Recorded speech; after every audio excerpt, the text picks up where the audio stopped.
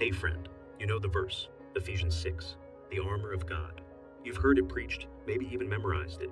But here's the question nobody really asks. How do you actually put it on? For years I could name every piece: the belt of truth, the breastplate of righteousness, the shield of faith. But when life hit hard, I had no idea how to use them. It felt like having a toolbox I never learned to open.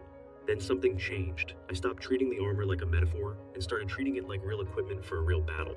Because that's exactly what it is. Not poetic language, but protection for your soul. In this video, I'll show you how to apply 3 pieces of that armor through 3 simple daily habits that can reshape how you start your day with God. No heavy theology, no vague advice, just practical steps you can use immediately. But first, we need to talk about why so many believers know the armor, but never actually wear it. Because once you see that clearly, everything else starts to make sense.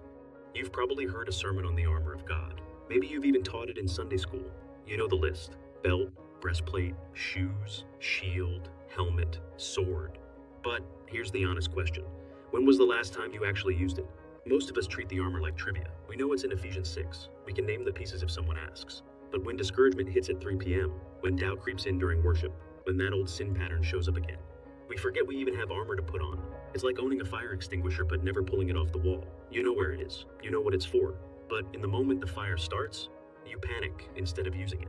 Paul didn't write this passage so we'd have nice artwork for our walls. He wrote it because real believers face real spiritual attacks. And if we don't know how to equip ourselves daily, we're walking into battle completely exposed. That's not faith. That's just hoping we don't get hit. So, let's go to the source. Ephesians chapter 6, starting at verse 10. Paul writes, "Finally, be strong in the Lord and in his mighty power. Put on the full armor of God so that you can take your stand against the devil's schemes." Read that again. Put on the full armor of God. That's not a suggestion. It's a command. And it's not passive.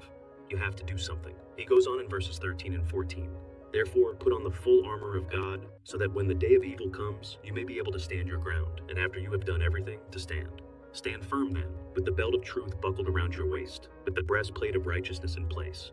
Notice the repetition. Put on, stand firm, stand your ground. Paul's not being poetic here. He's giving you a battle strategy. This isn't about waiting for God to magically protect you. It's about taking the tools he's already given you and learning how to use them when the enemy shows up, because he will. And when he does, you need to know how to stand. So, what is the armor really? Paul lists 6 pieces total: belt of truth, breastplate of righteousness, shoes of peace, shield of faith, helmet of salvation, sword of the Spirit. Each one has a purpose. Each one protects a different part of you. And here's what most people miss. They're not just metaphors you memorize. They're daily actions you take. Now, we could spend an hour unpacking all 6, but I don't want to overwhelm you. So, we're going to focus on 3 pieces you can start using immediately. 3 habits, 3 pieces of armor. And by the end of this, you'll know exactly how to put them on before your day even starts. The belt of truth, that's your foundation. The breastplate of righteousness, that's your protection. The shield of faith, that's your defense when the attacks come. Master these 3 and you'll notice a shift in how you handle spiritual warfare. Not because you're suddenly stronger, but because you're finally equipped. Habit number 1, start your day with truth, the belt. The belt of truth is the first piece Paul mentions, and there's a reason for that. In Roman armor, the belt held everything else in place. Without it, the whole setup falls apart. Truth works the same way. If you don't anchor your day in God's truth, every lie the enemy whispers will feel real. So here's the habit. Before you check your phone in the morning, speak 1 Bible verse out loud, not in your head, out loud. Pick a verse the night before. Write it on a sticky note by your bed if you have to. And when you wake up, say it before you do anything else. This isn't about being super spiritual. It's about setting the foundation. You're telling your mind, your heart, and the enemy. Today, I'm starting with truth, not with fear. That 1 verse becomes the belt that holds everything else together. And when lies try to creep in later, you've already anchored yourself to what's real. Habit number 2, guard your heart at midday, the breastplate. The breastplate of righteousness protects your heart. And your heart is where the enemy loves to strike. Guilt, shame, condemnation.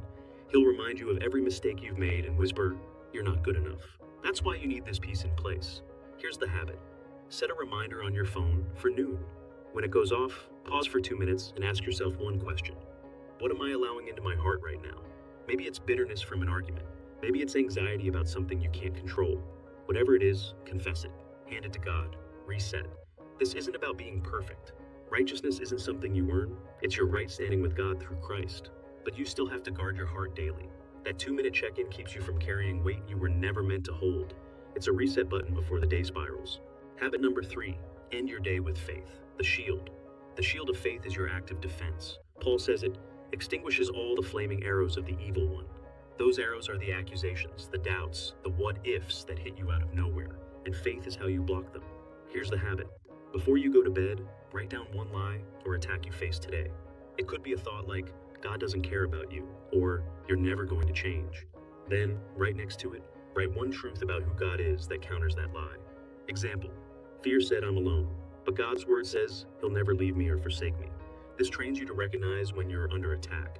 Most of the time, we don't even realize the enemy's been shooting at us all day.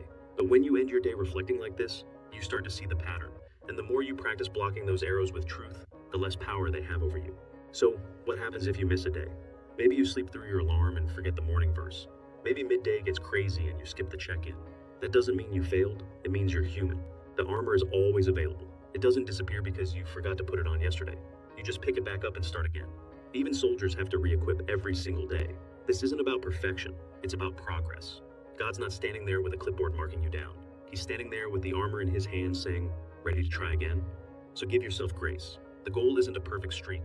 The goal is building a habit that becomes second nature over time. And one other thing to be aware of, in some seasons, the attacks get more intense. You'll notice it. The lies come faster. The discouragement feels heavier. The same old temptations that used to be manageable suddenly feel overwhelming. That's not random. The enemy doesn't waste energy on people sitting still. He goes after the ones moving forward, the ones praying more, growing more, standing firmer.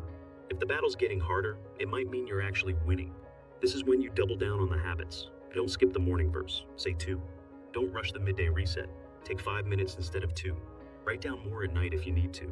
Standing firm doesn't mean you never feel the hits. It means when they come, you don't fall.